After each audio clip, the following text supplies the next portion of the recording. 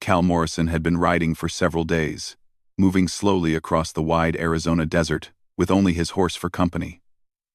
The sun hung high above him like a glowing coin, heating the sand until it shimmered in waves. Cal was used to long rides and quiet roads, but this trip felt different. He was carrying more than just a bedroll and a canteen. He carried a kind of worry that followed him like a long shadow. A misunderstanding in a small town far behind him had pushed him to leave before he could explain himself. He was not running, he told himself. He just needed space, time, and a place where no one looked at him with suspicion. Ranch work was easy to find, and he hoped to reach the next settlement before nightfall. Cal was a calm man with steady hands, the kind of person who spoke only when needed. His face showed the marks of sun and wind, but his eyes held a softness that revealed his true nature. He was respectful, patient, and always willing to help anyone in trouble. He never thought too much about his own problems.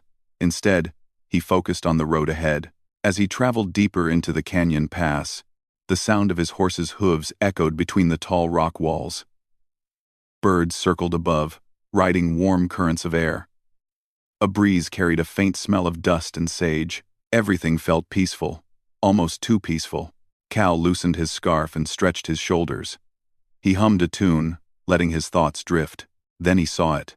Up ahead, a horse was standing alone at the edge of the path, breathing heavily. Its reins were tangled in a bush, and its saddle hung loose. The animal looked restless, lifting its head and lowering it again, as if unsure whether to run or stay. Cal pulled on his reins until his own horse slowed to a stop. Something was surely wrong. No rider ever left a horse like that unless they had no choice. Cal scanned the area carefully. On the ground beside the lone horse, a person lay in the dust, half hidden by the shade of a rock. Cal's heart jumped.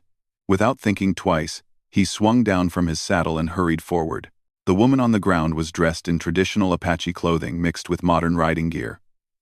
She appeared strong, even while lying still, with braids that had fallen over her shoulders. She wasn't unconscious, but she was clearly in pain. Her hand rested on her leg, and her breathing came in short, uneven pulls. Even so, her eyes remained sharp, watching Cal as he approached, as if she were judging whether she could trust him. Cal stopped a few feet away and lifted his hand slightly to show he meant no harm.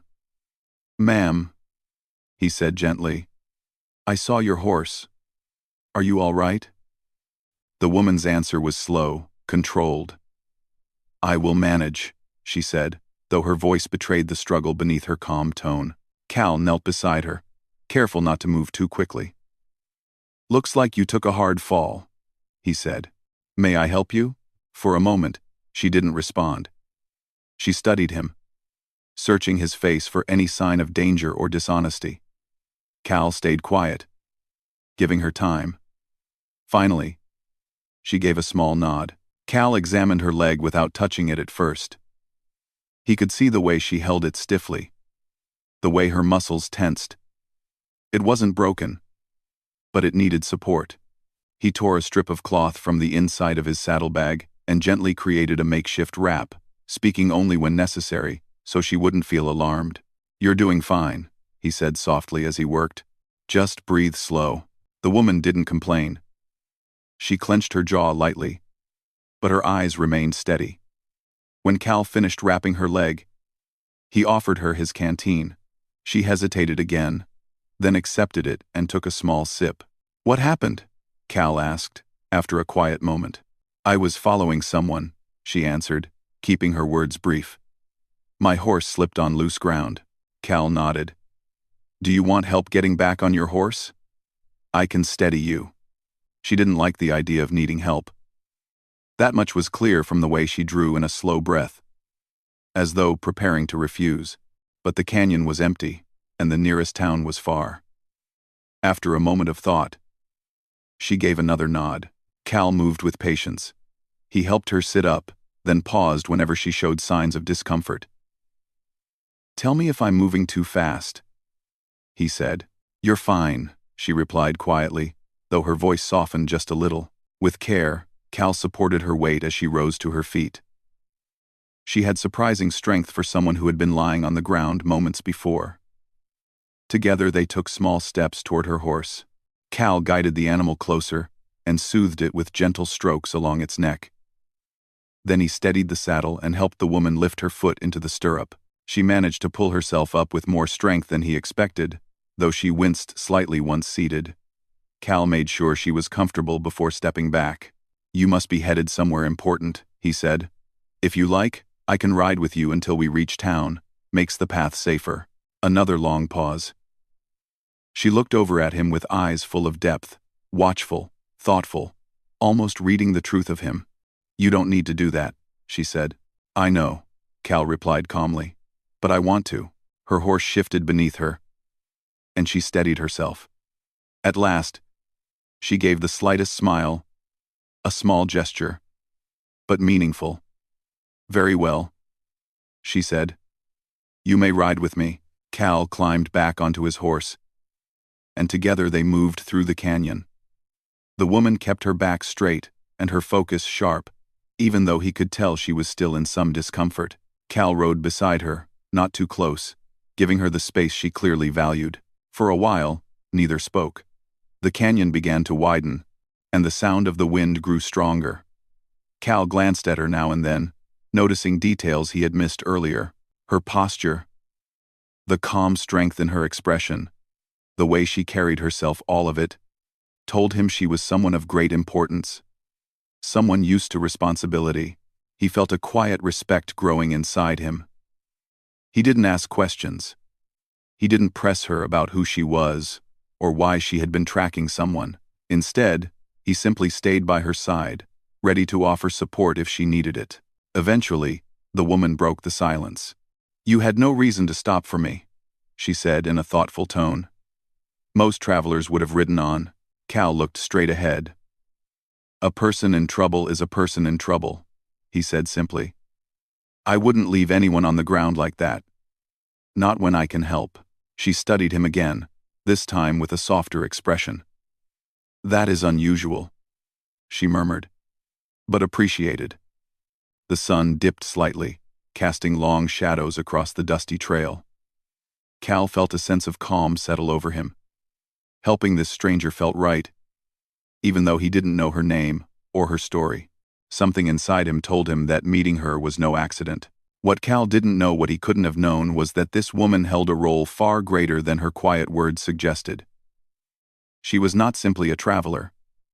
She was not simply someone following a trail.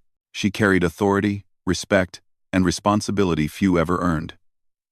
And she was connected to the very fate Cal worried about. But for now, as they rode together toward the distant town, Cal saw only a strong woman recovering from a difficult fall. He had no idea how deeply their paths were about to connect, or how important this moment would become. He only knew he had done the right thing.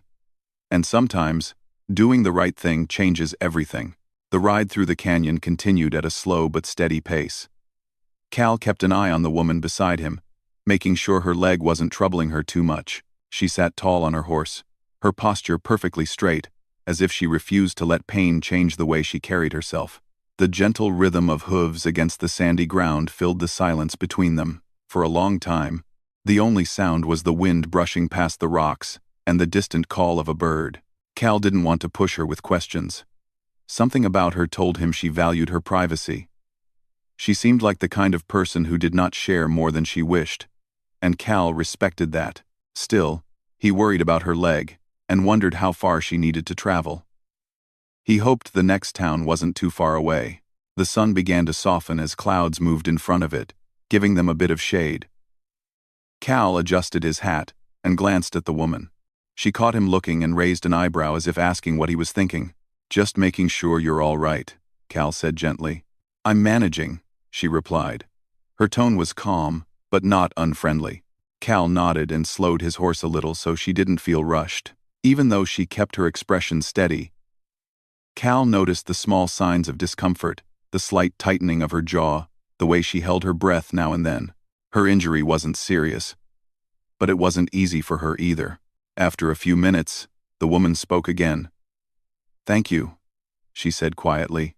Cal blinked, surprised. "For what?" "For helping me," she answered. "You could have kept riding." "Most people do not stop for strangers." Cal chuckled softly. "Then I guess I'm not most people." She looked at him for a moment before turning her gaze forward again. There was something thoughtful in her eyes.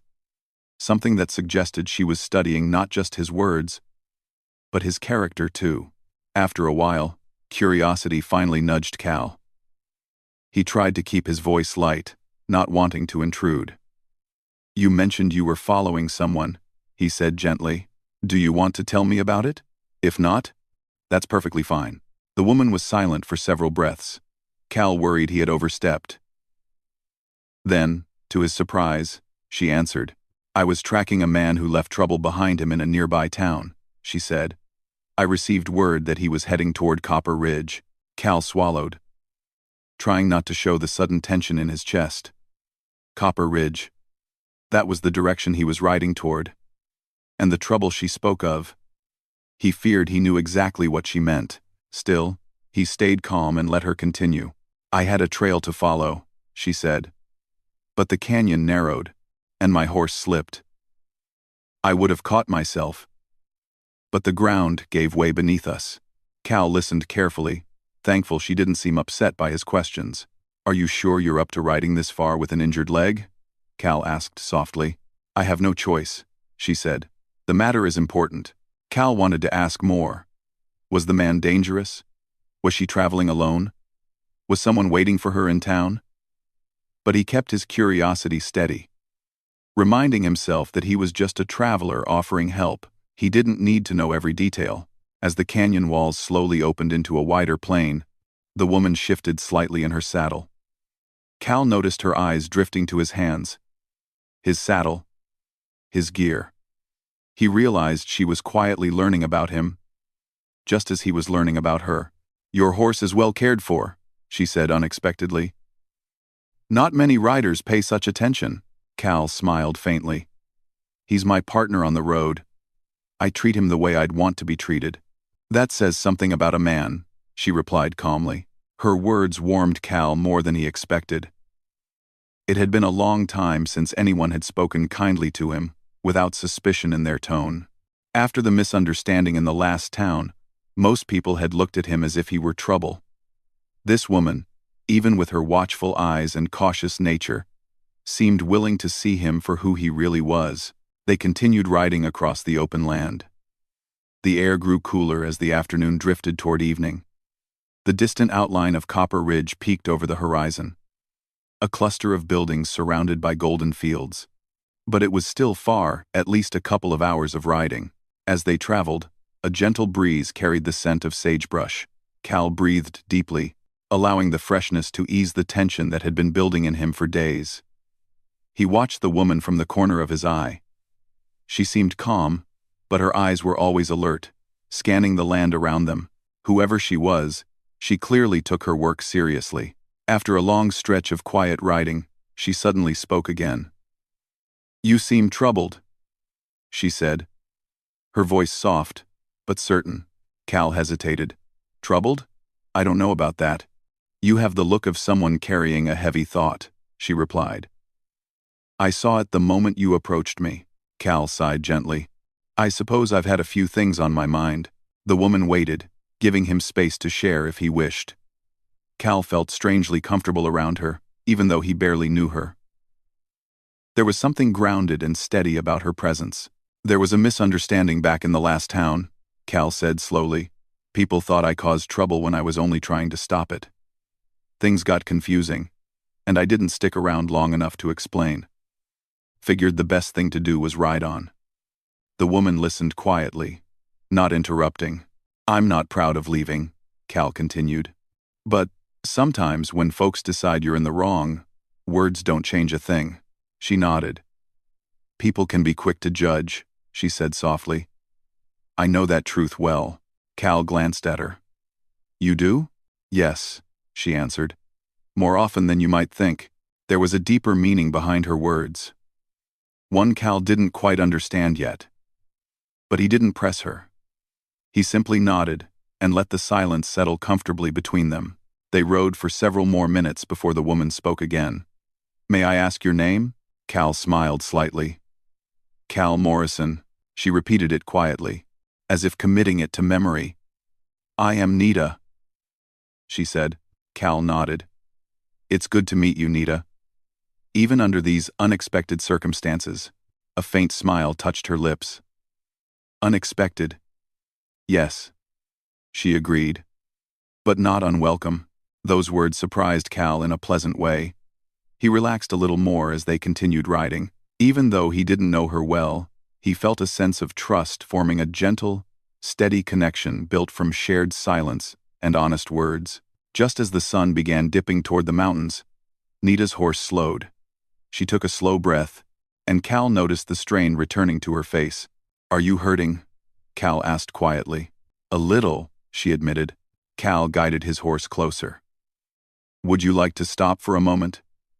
We can rest until you feel ready. Nita shook her head.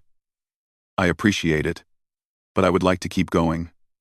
Copper Ridge isn't far now, and I have responsibilities there. Cal nodded with understanding, but he still watched her closely, ready to help if she needed support. As they continued toward the distant town, Nita's earlier words about following someone lingered in Cal's mind. Was she tracking the same event that had pushed him to leave the last town? Was he, unknowingly, part of her mission? He didn't ask. He didn't want to worry her, and he didn't want to create suspicion. All he could do was stay honest, stay calm, and hope the truth would come out when the time was right. For now, all that mattered was helping Nita reach Copper Ridge safely, and though neither of them knew it yet, the moment they arrived, Cal's fate and Nita's own journey would change in a way neither could have imagined. The land changed slowly as Cal and Nita approached Copper Ridge.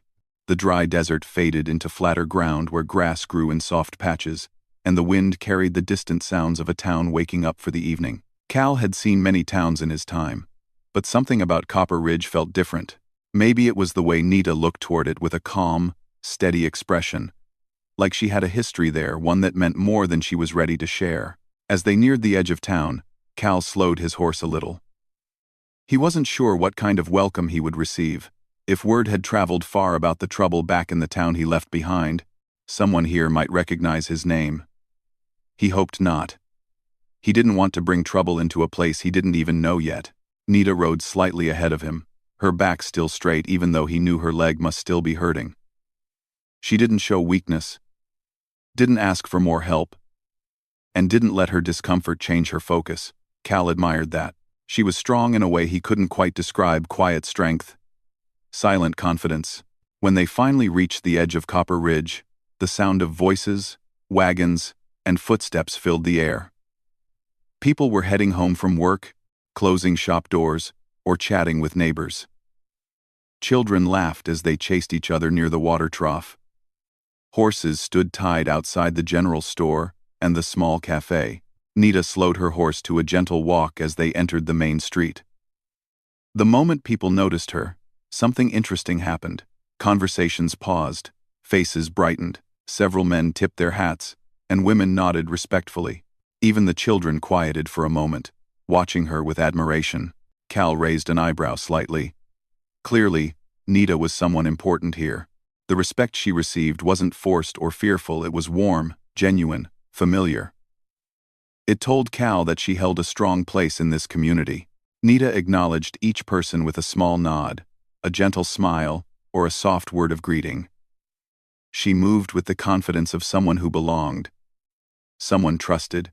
You're well known here, Cal said quietly. Nita didn't answer right away. She simply continued riding, letting the town welcome her with quiet admiration. Then, at the far end of the street, a man stepped forward from the porch of the town office. He was tall and broad-shouldered, with a kind face and silver strands in his hair. The moment he saw Nita, he hurried toward her.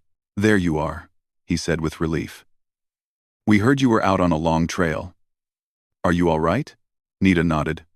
I'm fine, she said simply. Just a small fall. Cal remained silent, watching the exchange. The man's eyes shifted to him, but his expression stayed polite. And you are? The man asked. Before Cal could speak, Nita answered for him. "This is Cal Morrison," she said. "He helped me when I was injured on the trail." The man's expression softened. "Well, then we owe you thanks," he said warmly. "Name's Deputy Hart." Cal nodded politely. "Glad to help." Deputy Hart's eyes moved to Nita's leg. "Are you sure you're fine?" "I will be once I rest," Nita said. "But first I need to speak with you." Hart nodded and stepped aside, signaling for them to continue toward the town office. Cal felt a little uneasy. Something in Nita's tone suggested this was more than just a friendly check-in. As they approached the office, more townspeople gathered around. They stood respectfully, waiting to see what Nita would say or do next.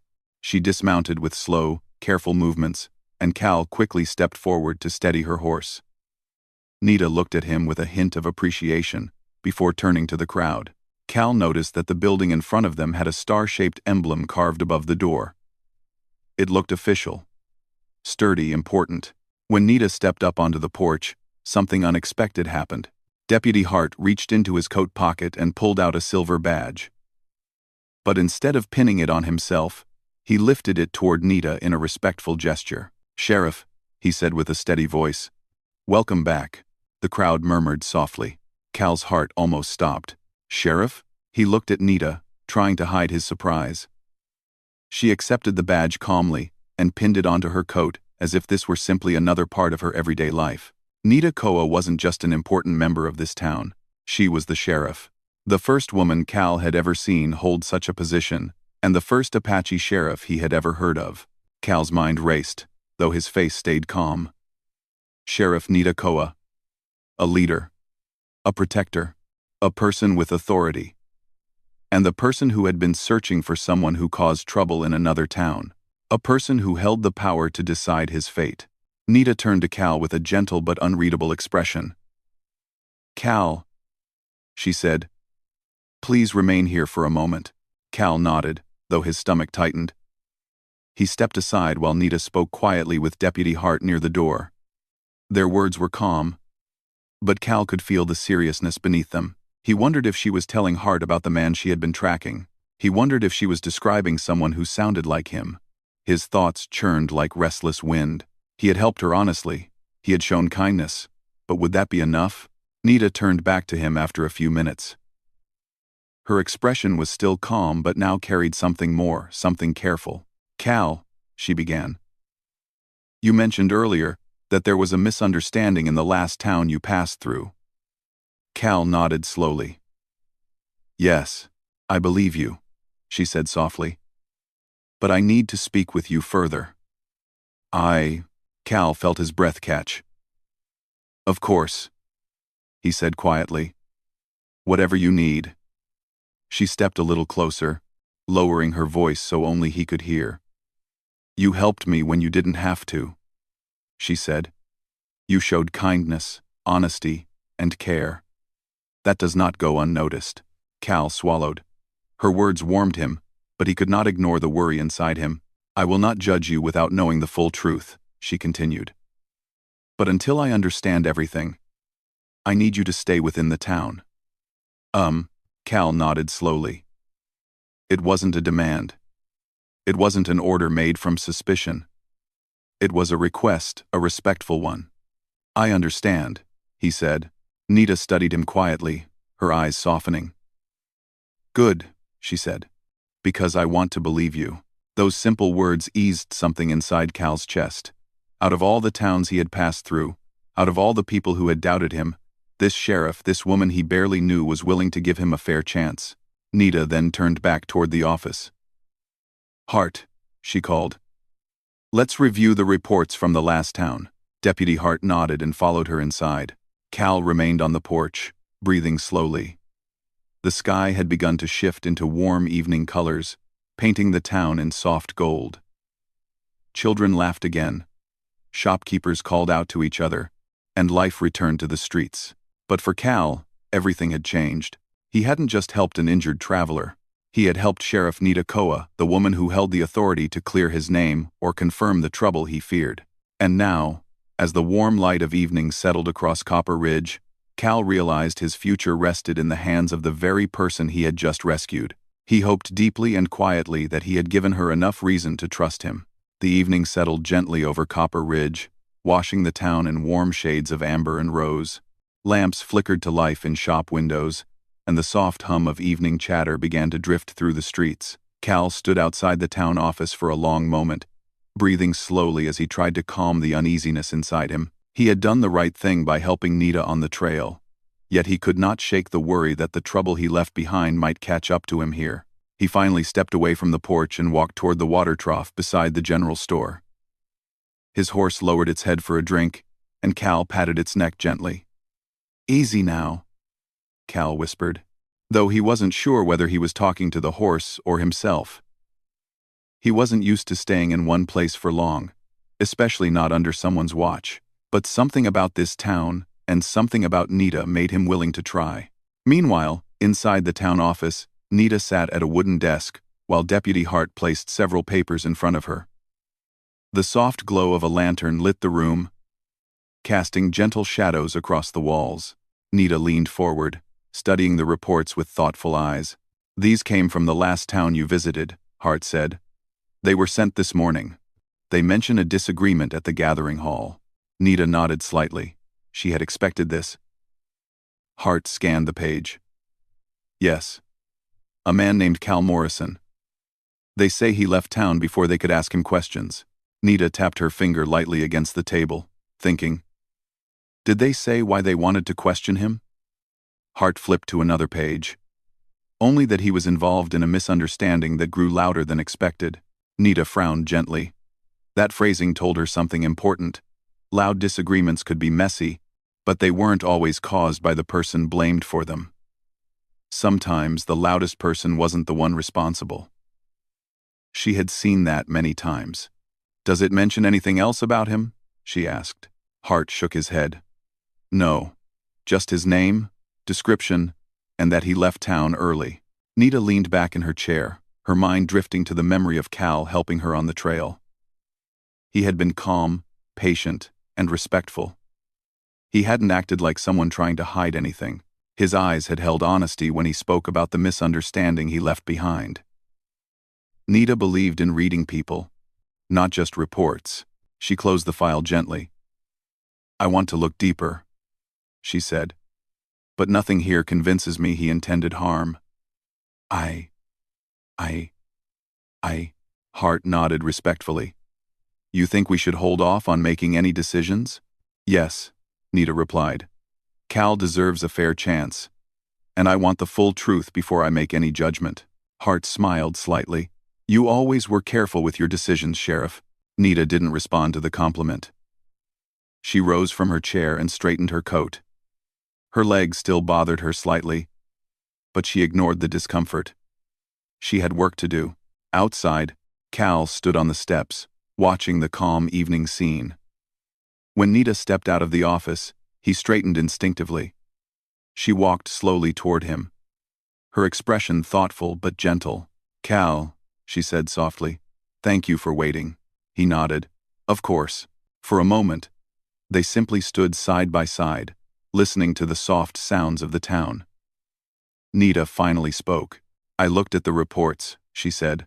"They mention your name, but they do not prove you did anything wrong." Cal exhaled slowly, relieved but still uncertain.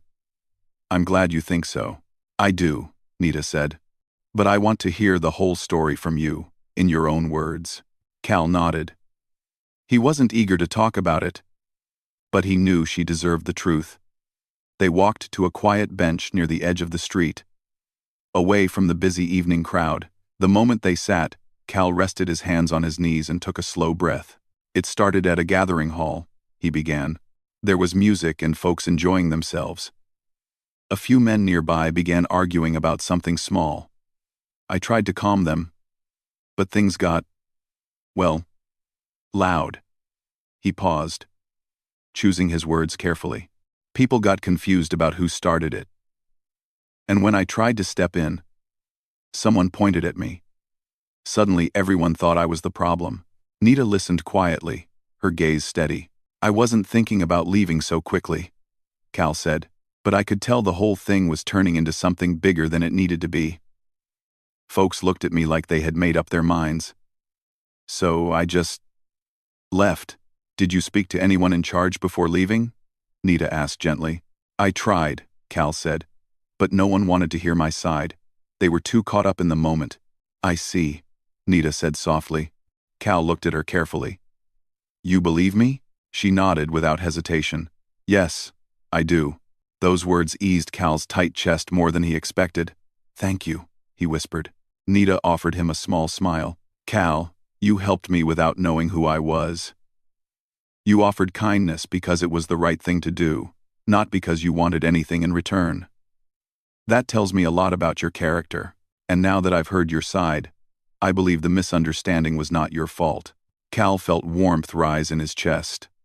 I appreciate that more than you know. Nita stood up carefully, placing a hand briefly on the bench to steady herself. We still need to confirm a few things, she said. But for now, you are welcome to stay in town. No one is questioning your honesty here. Cal rose to his feet too. I'll follow your lead. Nita looked at him for a long moment.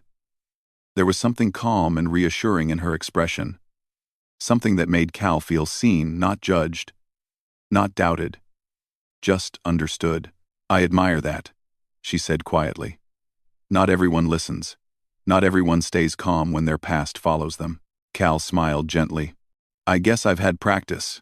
Nita chuckled softly. Well, Copper Ridge is not like other towns. People here notice kindness before they notice mistakes. Cal liked the sound of that. They walked together down the street, their steps slow and easy.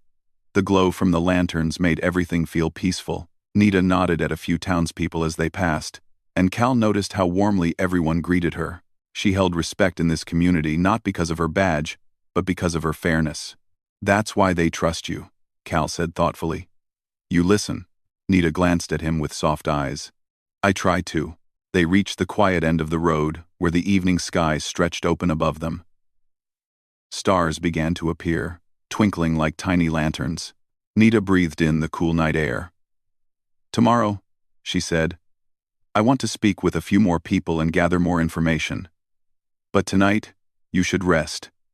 You've had a long journey. Cal nodded. Where should I stay? Innkeeper Morgan's place, Nita replied. Tell her I sent you. You'll be taken care of. Cal smiled. Thank you, Sheriff. Nita lowered her gaze for a moment, almost shyly, then looked up again. Call me Nita when we're not working.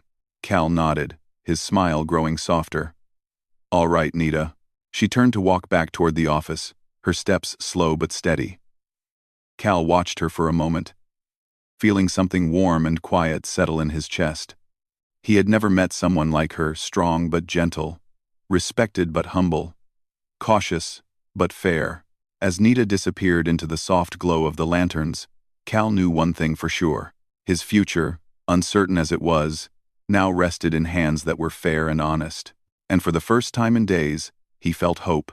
The next morning came quietly, with soft golden sunlight stretching across Copper Ridge.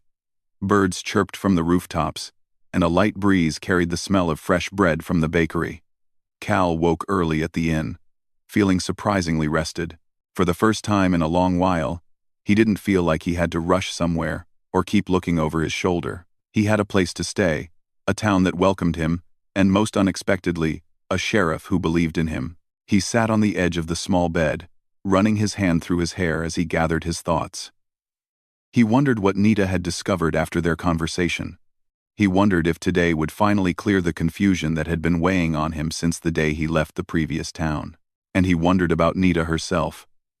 There was something steady and calm about her, something that made him trust her without effort. She had stood by him, even when the reports mentioned his name. That alone meant more than he could explain. Cal stepped outside the inn and breathed in the cool morning air. The town was slowly coming alive, with shopkeepers sweeping their porches and families beginning their day. A few people greeted him kindly, and he nodded back with a polite smile. It felt strange to be accepted without suspicion, but it was a feeling he welcomed. He walked over to the main street and spotted Deputy Hart speaking with a few townsfolk. Hart noticed Cal and gave him a friendly wave. Morning, Cal, Hart said. Sheriff Nita is expecting you at the office when you're ready. Cal thanked him and continued walking. As he approached the sheriff's office, he saw Nita standing outside, her hands resting lightly at her sides. She looked calm but focused, as if she had spent the early hours thinking through something important. When she saw him, she offered a faint but warm smile. "Good morning, Cal." "Morning, Nita," he said. "I hope the day's treating you kindly so far." "It's been productive," she replied. "I've spoken with a few people from the last town. We've gathered useful information." Cal's heart lifted slightly. "Good news, I hope?" Nita gestured for him to walk with her. They moved toward the quieter side of the street where a few benches sat beneath the shade of tall oak trees. The branches swayed softly in the gentle breeze, making the whole place feel peaceful. Once they sat down, Nita began speaking with clear, steady words. "Cal, the people I contacted confirmed that things were confusing from the start. No one actually saw you cause any trouble. They admitted the disagreement grew louder and faster than anyone expected. And it was difficult to tell who said what. They also said the men who pointed at you were known for making quick assumptions." And Cal nodded slowly. "That sounds about right. I also learned something else," Nita continued. "Some of the same men who caused the confusion were the ones who followed me through the canyon. They were in the area I traveled, and their actions may have been part of the same misunderstanding." Cal felt a quiet heaviness lift from his shoulders. "So it wasn't my fault." "No," Nita said softly. "It wasn't." Cal closed his eyes for a moment, letting the relief wash over him. It felt like someone had finally opened a door he had been standing behind for far too long. "You're cleared of any wrongdoing," Nita added gently. "There is no case against you. You did nothing wrong." Cal opened his eyes and met her steady gaze. "Thank you, Nita. I don't know how to express how much that means." "You don't need to thank me," she said. "You were honest. And you were kind when you didn't have to be." Cal couldn't help but smile. "Still," he said softly. "Thank you." They sat quietly for a moment, watching the townspeople go about their day. The simple sound of footsteps on wooden porches, the laughter of children, and the gentle breeze made everything feel peaceful. After a while, Nita spoke again. "Cal, I have something to ask you." He turned toward her with curiosity. "What is it?" Her expression softened, but her voice remained steady. "I've been thinking about the way you handled everything from helping me on the trail to staying calm through all of this. You showed patience and honesty. Copper Ridge could use someone like that." Cal blinked in surprise. "What do you mean?" "I'd like you to stay," she said. "Stay in Copper Ridge. Work with us. Maybe even help around the office if you're willing. I don't mean anything official yet, but I could use someone I trust." Cal stared at her for a long moment, unsure if he had heard correctly. "You want me to help you?" he asked finally. Nita nodded. "If you choose to. I won't pressure you, but I believe you have the heart for it." Cal looked out toward the town again. He had spent so much time drifting from place to place, always leaving before he could settle. But here things felt different. Copper Ridge was calm, the people were kind, and Nita, well, she was someone he respected deeply. Someone who had stood by him even before she knew the full truth. "I'd like that," Cal said softly. "I'd like to stay." Nita's smile widened just a little, enough to show her appreciation. "Then we're glad to have you." Cal leaned back against the bench and let out a long breath he hadn't realized he was holding. For the first time in a long while, he felt grounded, like he belonged somewhere. Over the next few hours, Cal walked around the town, meeting more people and getting familiar with the place he would now call home. Several townsfolk shook his hand and welcomed him warmly. A few even thanked him for helping Sheriff Nita, though Cal always insisted he simply did what anyone should do. By midday, Nita joined him near the community garden the townspeople had built together. She walked slower than usual because of her healing leg, but her steps were strong and sure. "Feels nice here," Cal said as she approached. "It does," Nita agreed. "This town has a gentle way of reminding you that life can be peaceful." Cal nodded. "I think I'm ready for some peace." Nita smiled softly. "Then you've come to the right place." They walked side by side through the garden, watching families pick vegetables and water plants. It was simple, quiet, wholesome. The kind of place where people cared for each other not because they had to, but because they wanted to. After a while, Nita looked up at Cal.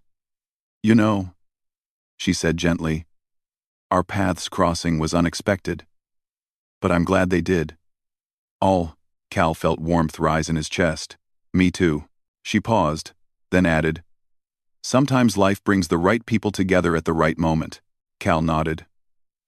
"And sometimes," he said softly, "the moment changes everything." Quote, Nita met his gaze, her eyes warm and thoughtful. "Yes," she agreed. "It does." As the day drifted into a peaceful afternoon, Cal realized something important. He had arrived in Copper Ridge with worry hanging over him.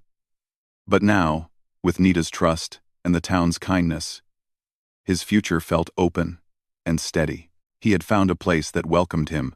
He had found people who believed in him. And without planning it, he had formed a quiet, meaningful bond with the sheriff, who held his fate and now shared his future. The long road behind him had led to something he never expected, a new beginning. And for the first time, Cal felt ready to stay.